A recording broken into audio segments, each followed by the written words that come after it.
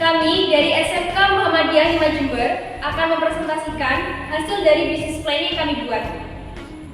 Sebelum itu, kami akan memperkenalkan diri kami.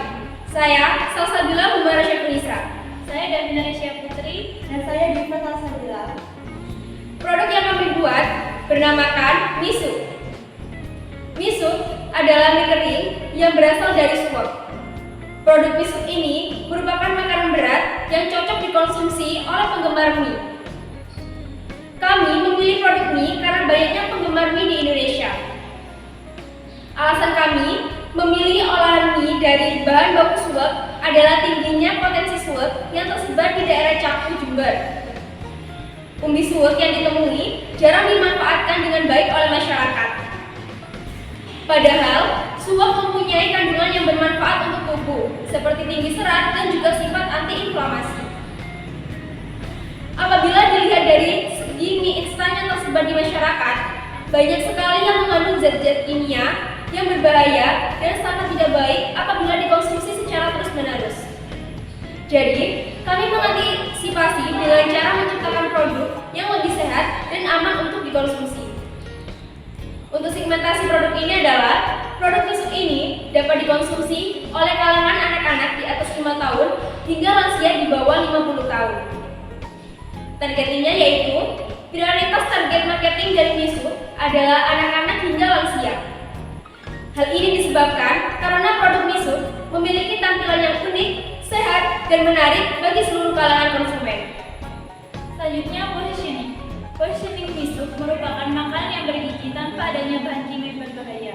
Miso juga diinovasi menggunakan bahan baku pangan lokal yang tinggi serat sehingga memiliki kandungan gizi yang baik untuk tubuh. Aspek pasar miso. Yang pertama, promosi adalah dengan menyebarkan brosur melalui sosial media. Promosi yang dilakukan pada tahap awal adalah dengan memberikan potongan harga senilai 50% agar para konsumen tertarik untuk mencoba produk miso. Yang kedua, pengembangan pasar. Dengan mendistribusikan melalui hypermarket seperti Indomaret dan Alfamart, dengan ini akan meningkatkan daya saing yang tinggi. Yang ketiga, pengembangan produk. Dengan cara meningkatkan kualitas packing seperti menambah variasi dari plastik ke cup dengan tujuan untuk meningkatkan efisiensi miso agar mudah dikonsumsi di mana. Berikut adalah proses pembuatan miso. Pada pembuatan miso ini, kami melakukan dengan 2 tahapan. Tahapan pertama adalah pembuatan tepung suwak dan tahapan kedua adalah pembuatan mie kering. Tahapan pertama yang dilakukan adalah mencuci dengan air mengalir untuk menghilangkan tanah yang menempel pada suwak. Selanjutnya, kupas kulit suwak hingga bersih. Potong suwak menjadi chips kurang lebih dengan ketebalan 0,5 cm. Hal ini bertujuan untuk memperbesar lapisan permukaan pada umbi suwak dan mempermudah terjadinya penguapan kadar air ketika dilakukan pengovenan. Rendam chips suwak dengan air kapur selama 30 menit.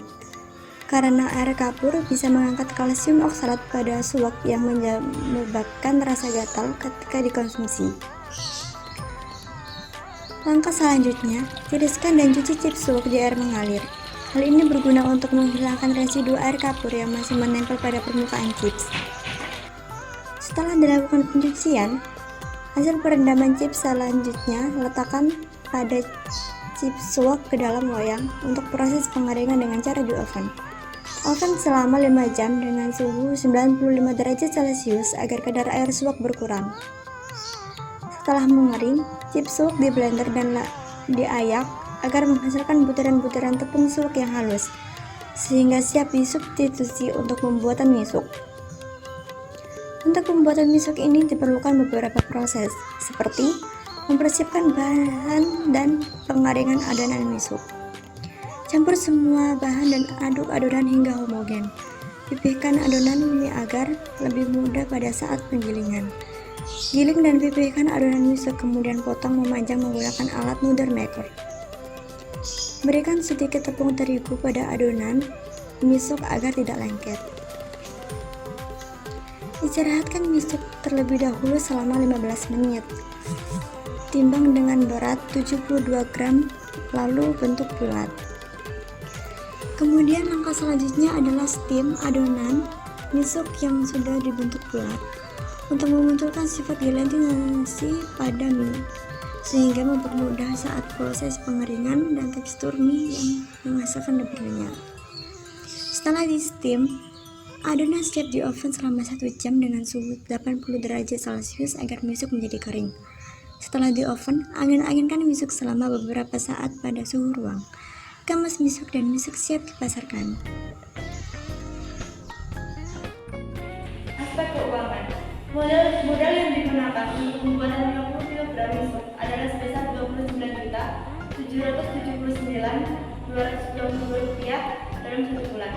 Produk yang dihasilkan selama 1 bulan dari 50 kg misuk sebanyak 700 pieces. Sehingga harga pokok produksi yang diperoleh untuk 700 pieces misuk adalah sebesar Rp1.701 per pieces. Oleh karena itu, harga jual yang ditentukan untuk 1 pieces misuk sebesar Rp2.500. Pemasukan selama 1 bulan sebesar Rp43.750.000. Keuntungan yang diperoleh per bulan sebesar Rp13.970.778. Selanjutnya, analisis kelayakan usaha misuk apabila ditinjau dari aspek BEP. Produk misuk dapat dikatakan mencapai BEP apabila produk yang terjual mencapai 304.135 pieces. Apabila ditinjau dari aspek BC rasio misuk yang diperoleh mencapai 1,46. Hal ini dapat dikatakan bahwa bisnis misuk adalah layak untuk dijalankan karena nilai BC rasio di atas 1. Yang ketiga, aspek payback period produk misuk adalah pada bulan ke-1. Resiko dan hambatan dari misuk apabila dilihat dari aspek yang pertama persaingan. Banyaknya makanan yang dikreasikan dan dimodifikasi sehingga banyak konsumen yang akan melirik produk-produk seperti itu atau bahkan bisa saja menjiplak hasil produk yang kami buat. Yang kedua, daya tahan produk. Misuk diproduksi tanpa bahan pengawet dan dapat bertahan kurang lebih 3 bulan dalam suhu ruang. Tindakan alternatif dari bisnis misuk ini adalah yang pertama persaingan. Langkah yang kami lakukan adalah promosi produk secara berkesinambungan atau terus-menerus, serta membuat produk dengan menarik dan juga menyesuaikan dengan selera konsumen. Yang terakhir, kami juga menggunakan hak cipta terhadap produk yang dihasilkan. Yang kedua adalah daya tahan produk, memperkirakan berapa jumlah yang disediakan. Untuk kesimpulan presentasi yang kami sampaikan adalah segmentasi pasar misuk adalah anak-anak di atas 5 tahun hingga lansia di bawah 50 tahun. Metode pemasaran misuk yang kami gunakan melalui media sosial dengan memanfaatkan fitur AdSense pada media sosial seperti Facebook, Instagram, dan YouTube, serta menjalin kerjasama dengan mitra koperasi di Cakung, Jember. Bisnis misuk dikatakan layak karena ditinjau dari BC rasio di atas 1. Itu tadi yang bisa kami sampaikan. Apabila ada kesalahan kata, kami memohon maaf sebesar-besarnya. Nun, wal qalami wa maisturun. Wassalamualaikum warahmatullahi wabarakatuh.